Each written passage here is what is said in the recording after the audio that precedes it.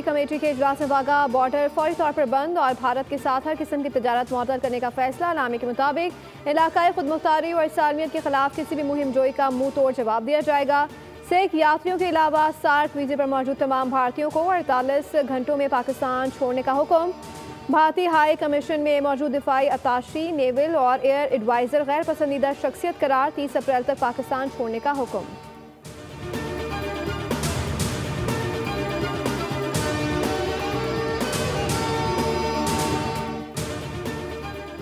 और मासी के एडवेंचर का सबक याद रखें, इससे भी ज़्यादा बुरा हशर करेंगे। मुसल्लह अफवाज पाकिस्तान की सलामती और खुदमुख्तारी के तहफ़्फ़ुज़ के लिए मुकम्मल तैयार हैं।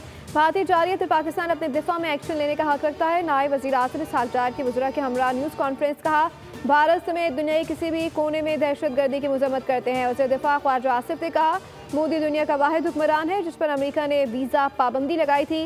भारत के खिलाफ सबसे बड़ी गवाही हमारे पास कुलभूषण यादव है। किसी आलमी प्रेशर में नहीं आएंगे। भारतीय वज़ीर आज़म मुसलमानों के कत्लेआम में मुलव्विस हैं। पाकिस्तान में दहशत गर्दी के वाक़यात के ताने बाने भारत से मिलते हैं। सब्सक्राइब करें और बेल दबाएं ताकि कोई खबर रह न जाए।